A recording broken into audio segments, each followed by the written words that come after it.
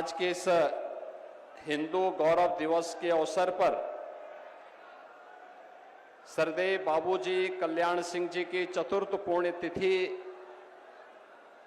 कार्यक्रम में मंच पर उपस्थित भारत सरकार के शिक्षा मंत्री और भारतीय जनता पार्टी के वरिष्ठ नेता माननीय श्री धर्मेंद्र प्रधान जी, केंद्रीय मंत्री माननीय श्री जितेंद्र प्रसाद जी, पूर्व राज्यपाल और भारतीय जनता पार्टी के वरिष्ठ नेता माननीय कलराज मिश्रा जी, पूर्व केंद्रीय मंत्री, पूर्व मुख्यमंत्री माननीय साध्वी उमा भारती जी, उत्तर प्रदेश सरकार में मंत्रिमंडल के मेरे सहयोगीगण, उप मुख्यमंत्री द्वय श्री केशव प्रसाद मौर्य जी, श्री ब्रजेश पाठक जी, भारतीय जनता पार्टी के प्रदेश के अध्यक्ष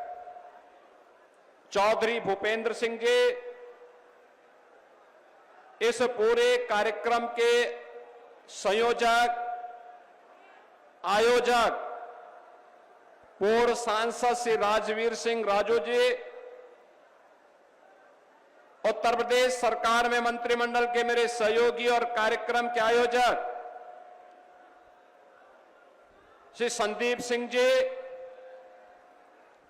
सभी माननीय जनप्रतिनिधिगण और भारी संख्या में उपस्थित सरदेव बाबूजी के प्रति श्रद्धा का भाव रखने वाले अलीगढ़ मंडल से जुड़े हुए सभी उपस्थित बहन और भाइयों, हिंदू गौरव दिवस के अवसर पर सरदेव बाबूजी की स्मृतियों को नमन करते हुए मैं आज के इस अवसर पर प्रदेश की जनता की ओर से, हर राम भक्त की ओर से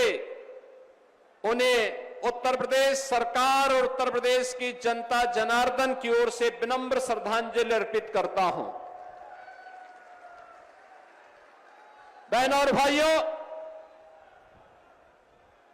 ये चतुर्थ पुण्यतिथि है सरदेव बाबूजी की। उन्होंने इसी अलीगढ़ जनपद के एक छोटे से गांव में एक सामान्य किसान परिवार में जन्म लिया। राष्ट्रीय स्वयंसेवक संघ से बचपन में राष्ट्रीयता के संस्कार प्राप्त किए। एक शिक्षक के रूप में भारतीय जनता पार्टी के एक सामान्य कार्यकर्ता के रूप में अपने आप को भारत की राष्ट्रीयता के लिए समर्पित किया। और आज जिस भी क्षेत्र में सरदेव बाबूजी को कार्य करने का अवसर प्राप्त हुआ, उन्होंने अपने आदर्शों की एक छाप छोड़ी। 1977 में स्वास्थ्य मंत्री के रूप में स्वास्थ्य सेवाएं कैसे होनी चाहिए, 1990 में उत्तर प्रदेश की बिगड़ी हुई हालात में उत्तर प्रदेश के अंदर कानून का राज कैसे होना चाहिए और सुशासन के लक्ष्य को कैसे प्राप्त किया जाना चाहिए, लेकिन विरासत और विकास की यात्रा कैसे साथ साथ चल सकती है, अपने छोटे से कार्यकाल के दौरान सरदेव बाबूजी ने उत्तर प्रदेश में करके दिखाया। और उसके उपरांत जब उनकी चुनी हुई सरकार को अलोकतांत्रिक तरीके से कांग्रेस ने भंग करने का काम किया था, बर्खास्त करने का काम किया था, राम जन्मभूमि के लिए उन्होंने क्षण भर की भी देरी नहीं की और अपने पद को छोड़ करके उन्होंने इस बारे में कहा था कि हां, अयोध्या में विवादित ढांचा के गिरने की जिम्मेदारी मैं ले रहा हूं अपने ऊपर किसी राम भक्त का कोई बाल बांका नहीं होना चाहिए। बहनों और भाइयों, जब श्रेय लेने की होड़ हो और जब मामला बिगड़ता है तो दूसरों के ऊपर डालने की एक स्थिति देखने को मिलती हो, उन स्थितियों में बाबूजी ने उस समय सारी जिम्मेदारी अपने ऊपर लेकर के गुलामी के ढांचे को, उसकी जो गति होनी थी उसको दुर्गति तक पहुंचा करके श्री राम जन्मभूमि में भव्य मंदिर निर्माण का मार्ग प्रशस्त किया है। आज बहनों और भाइयों, उत्तर प्रदेश में पिछले 8-8.5 वर्ष के अंदर विकास के लिए, सुशासन के लिए, समृद्धि के लिए, सुरक्षा के लिए आदरणीय प्रधानमंत्री मोदी जी के नेतृत्व में, उनके मार्गदर्शन में जो कुछ भी हम कर पाए हैं उसकी आधारशिला सरदेव बाबूजी के द्वारा दी गई 1990-91 की और 1996, 97, 98 में उनके द्वारा जो सरकार बना करके जो न्यूज की आधारशिला रखी गई थी, उसी आधारशिला पर आज डबल इंजन की सरकार कार्य करते हुए उन आदर्शों को अंगीकार करते हुए आगे बढ़ाने का कार्य कर रही है। और आज सरदेव बाबूजी के प्रति यही विनम्र श्रद्धांजलि अर्पित करने के लिए हम लोग आए हैं। याद करिए, बुलंदशहर सरदेव बाबूजी की कभी विधानसभा हुआ करती थी। वहां पर प्रधानमंत्री मोदी जी की प्रेरणा से बने हुए राजकीय मेडिकल कॉलेज का नामकरण सरदेव बाबूजी के नाम पर किया गया। प्रदेश के सुपर स्पेशलिटी कैंसर हॉस्पिटल का नामकरण सरदेव बाबूजी के ही नाम पर लखनऊ में किया गया और उनकी भव्य प्रतिमा का भी स्थापना वहां पर की गई। बहनों और भाइयों, जो लोग आज पीडीए के नाम पर समाज को बांटने का प्रयास कर रहे हैं, ये वही लोग हैं जब इनकी सरकार हुआ करती थी, दंगे होते थे, गुंडे और माफिया प्रदेश में तांडव मचाते थे और हर पर्व और त्योहार के पहले उन पर्व और त्योहारों पर कोई ग्रहण सा लग जाता था दंगों का। ये वही लोग हैं जब उस समय पार्टी बनकर के इस हिंदू समाज को कोई पर्व और त्योहार नहीं मनाने देना चाहते थे। ये वही लोग हैं जो कांवड़ यात्रा में रोक लगाते थे, विजयादशमी में दुर्गा पूजा के अनुष्ठान को नहीं होने देते थे, होली और दीपावली के कार्यक्रमों में तमाम प्रकार से व्यवधान पैदा करने का कार्य करते थे। उस समय इनके द्वारा जो तुष्टीकरण की नीति थी,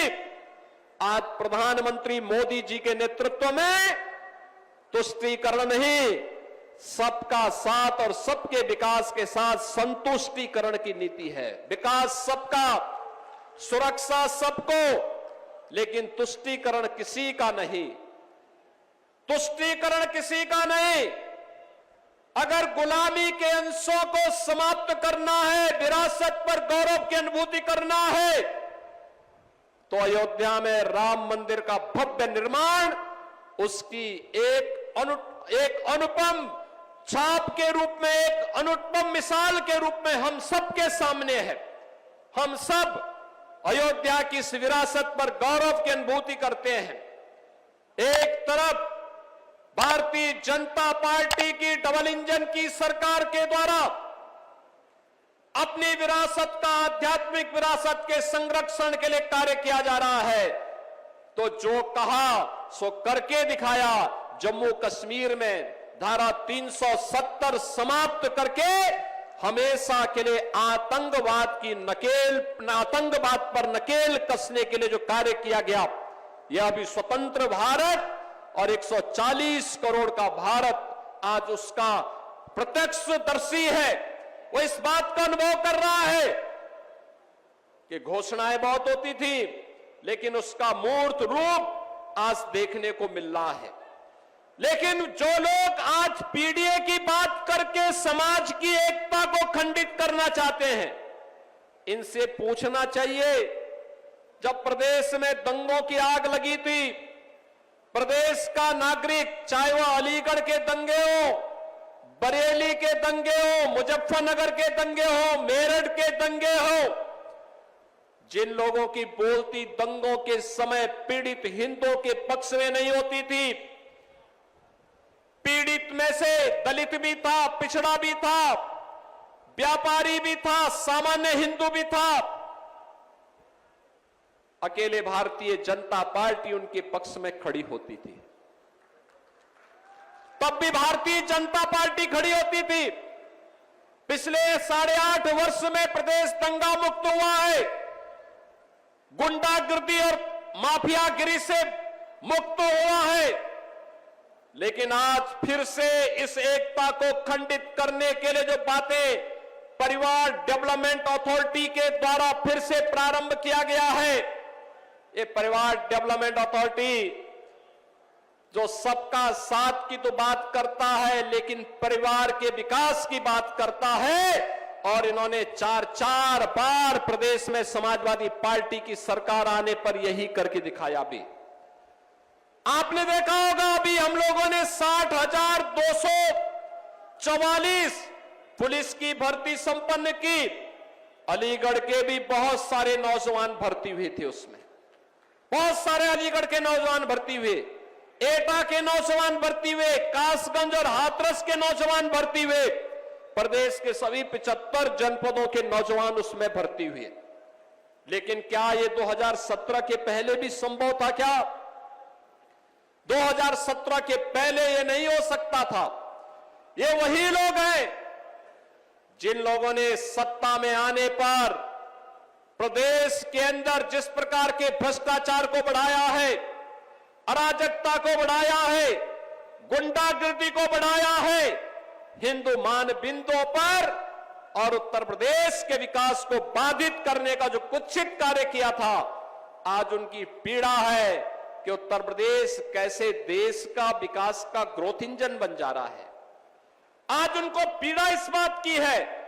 कि आखिर उत्तर प्रदेश के सामने जो पहचान का संकट इन्होंने खड़ा किया था, ये पहचान का संकट कैसे दूर कर दिया गया है। और इसी पीड़ा में इनके द्वारा फिर से जातीयता के उस जड़ को घोलने का कुत्सित प्रयास किया जा रहा है। और इसके लिए इन्होंने न केवल हिंदू संस्थाओं को बल्कि अब तो देश के संवैधानिक संस्थाओं को भी निशाना बनाना प्रारंभ कर दिया है। अगर कोई न्यायाधीश सही फैसला देता है, निष्पक्ष फैसला देता है, तो उनको धौंस दी जाती है। अगर वह किसी सार्वजनिक कार्यक्रम में कोई बात कह देते हैं, उन्हें धमकी दी जाती है। और अब तो चुनाव आयोग को भी धमकी दी जा रही है, चुनाव आयोग को भी धमकी दी जा रही है। यानी एक तरफ पीडीए की बात करेंगे और दूसरी तरफ उनके स्थान पर बांग्लादेशी घुसपैठियों को, पाकिस्तानी घुसपैठियों को, रोहिंग्या को मतदाता बना करके यहां के वंचितों को, यहां के पिछड़ों को और भारत के नागरिकों को मतदान करने से वंचित करने की कांग्रेस और समाजवादी पार्टी के इस दुष्चक्र के खिलाफ आज जब कार्य हो रहा है, तो उस कार्यक्रम को व्यवधान पैदा करके इनके द्वारा न केवल संसद की कार्रवाई को बल्कि चुनाव आयोग पर भी आक्षेप लगा करके, जुडिशरी पर भी आरोप लगा करके, आक्षेप लगा करके संवैधानिक संस्थाओं की भी अवमानना करने का कुत्सित प्रयास हो रहा है। बहनों और भाइयों, आज के इस अवसर पर हम सबके लिए सरदेव बाबूजी का वह आदर्श एक नई प्रेरणा है, एक आदर्श है। हम सब उससे प्रेरित हो, उनके प्रेरणा का अपने जीवन का अंगीकार करें, अपने जीवन का हिस्सा बनाएं। यही उनकी पुण्यतिथि के अवसर पर हिंदू गौरव दिवस के रूप में आज उनकी पुण्यतिथि के इस आयोजन के साथ जब हम जुड़े, तो हम सबका दायित्व बनता है कि सरदेव बाबूजी के बताए उन मार्गों का अनुसरण करें जिन्होंने भारत की राष्ट्रीयता के लिए, भारत और भारतीयता के लिए पूरे जीवन भर प्राण प्रण से जुट करके कार्य किया था। और उसी अभियान के साथ अगर हम सब जुटेंगे तो उत्तर प्रदेश